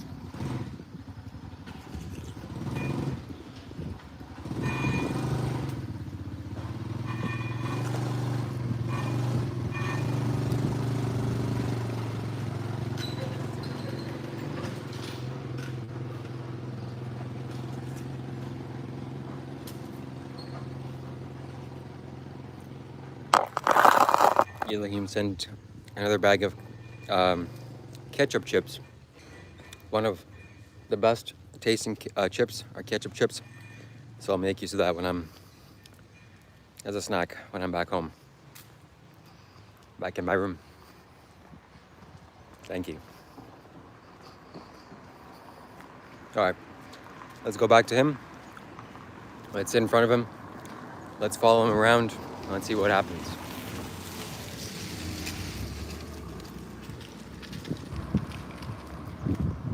Let's see what we can do. Michael Jackson, huh?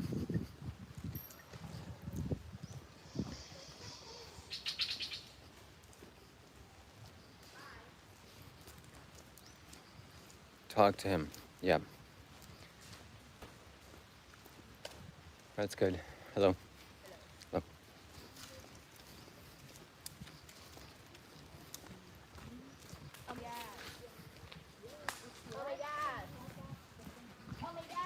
All right. Let's see where he is.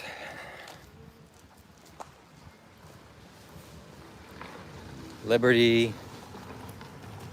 You gotta calm down, man. I think you want this more than I do. All right, I'm just gonna sit next to them and talk to them. This will be a little bit awkward, but welcome, Mandy. Welcome, Kasia. They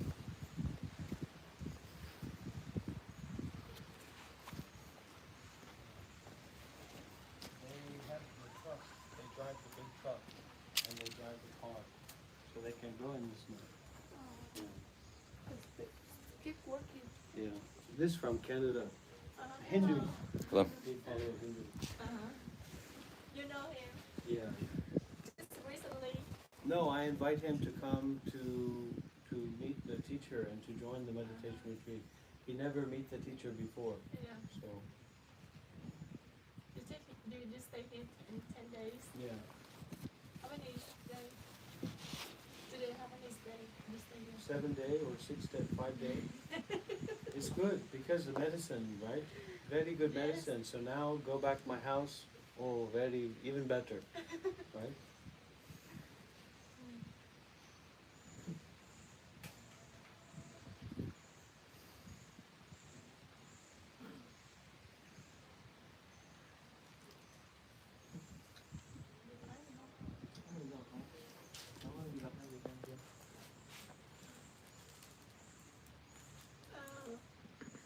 How many places in Vietnam do you travel? Many places.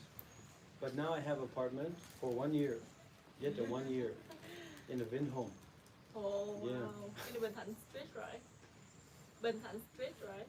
No, not in District 1. Far away. No, Bình Thạnh. Bình Thạnh, not First Street. Outside the city, not in the city. Maybe 1.5 hour away from airport. 1 hour away. But before I go to the Sapa, you know Sapa? We know. We haven't. You can go. Very nice. Yeah. Quite expensive. How about Da Nang? And Da Nang, yeah, I go Da Nang. And Compare Da Nang with Sapa. Which place better? Maybe Sapa. Sapa more natural. And Sapa asphalt fee is very good, guys. Huh? The asphalt fee over there is very good. Yeah.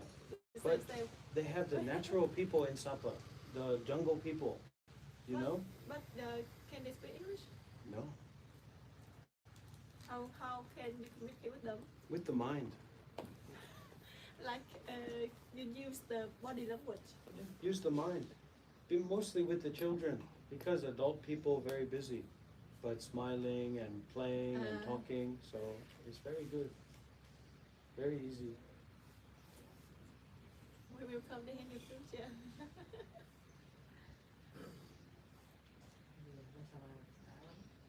Thank you, Marcus.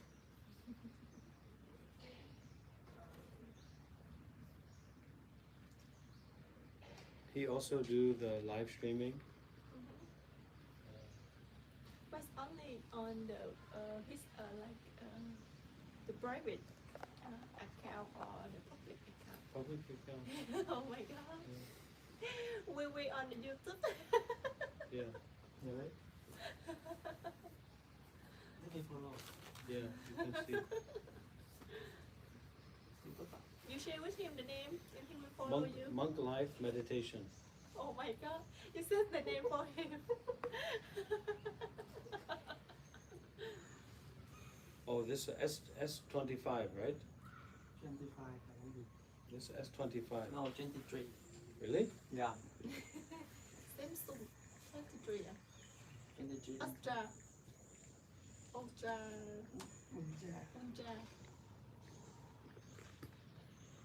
You use Samsung as well? Yeah. 24 and 23. I choose 23. Oh.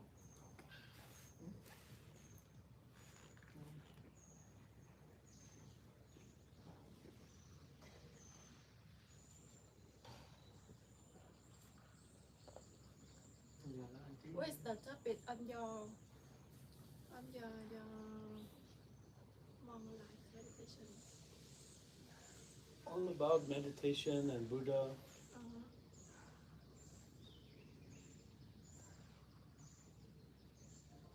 And also some very funny and very crazy.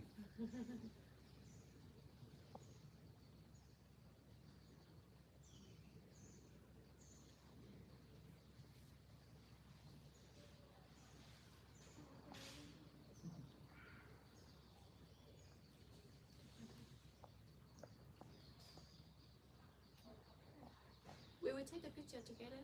Yeah. How about you? I take your picture. Okay.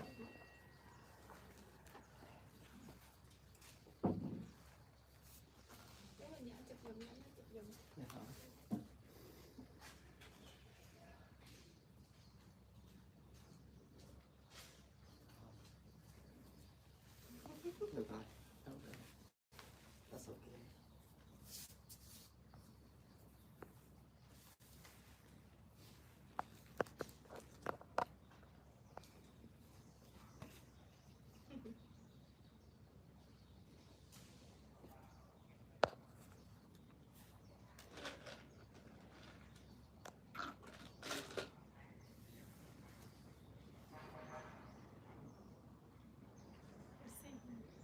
Yeah.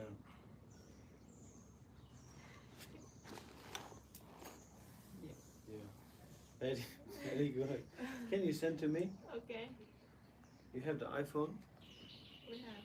You can airdrop. Okay. Now you can find me, airdrop.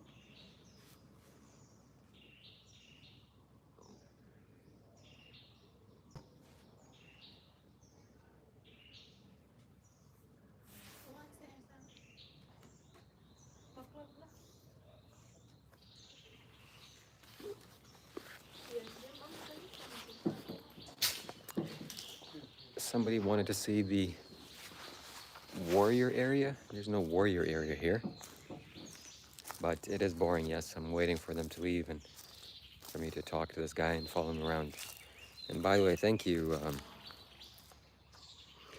Sin Karate, for the 29 Canadian dollars donation. 27 Canadian dollars, 28 Canadian dollar donation. By the way, a spiritual side note. If you want to increase your wealth, do things in the form of 28. So Adi Love sent 6-7. 6-7. You know it. You know it. So 28 is the number of wealth. It is a number of material wealth and abundance. If you want to give to somebody, give $28 or $2.80 or $280.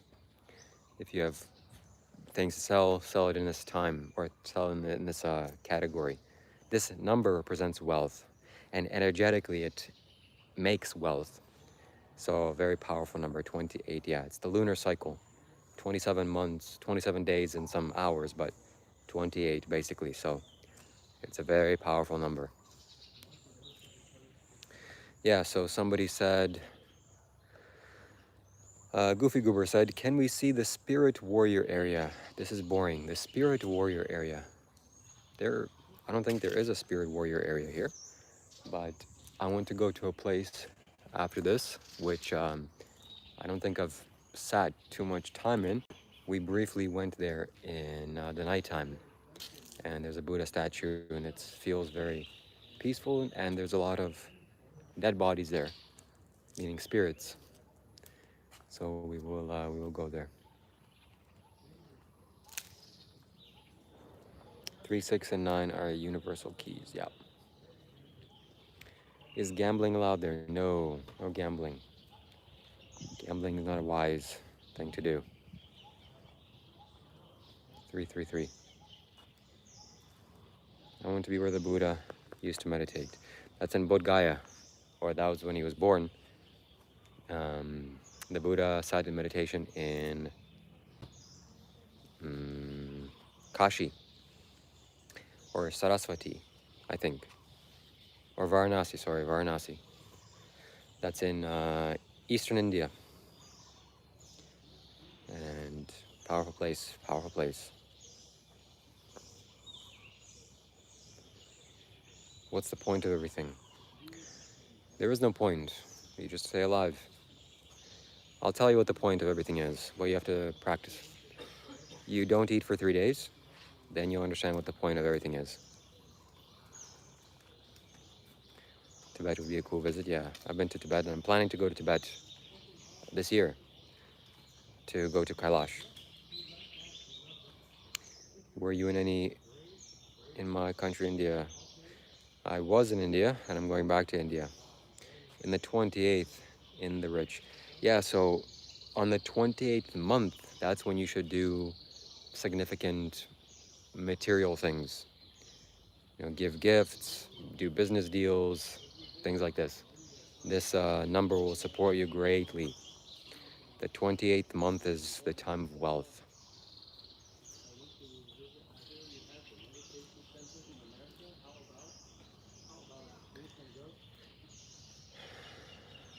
He's talking about plane tickets. Yeah, he's crazy. Let's go sit and see what he's doing.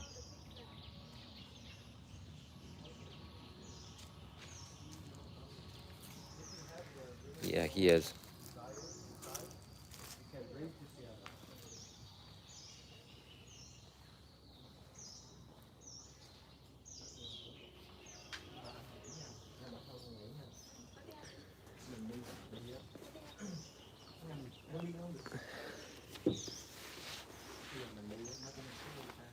Do you think that if now we go to the Vatican, the government asks us to visa? Người Mỹ á, thì dễ, người ngoài thì dễ, nhưng mà ở Việt Nam mình khác là khó. Ví dụ như Ấn Độ không nói, như mấy nước khác không nói. Nhưng mà người Mỹ á, mình mấy người này người ta dễ.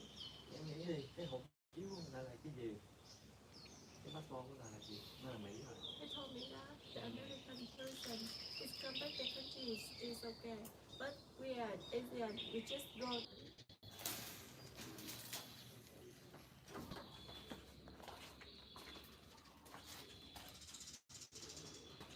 My data expired. So I'm gonna have to end this live stream. Using Wi-Fi, I'm gonna have to add more points to my phone and then continue live streaming. I don't know how I'm going to do that, but I will have to figure out a way. Alright, that's it for now. I'm going to end it and restart the live stream, and I'll be live streaming for the next... What's up, Yuri? Probably for the night. We'll see. We'll see how it goes. So, yeah. I have to add more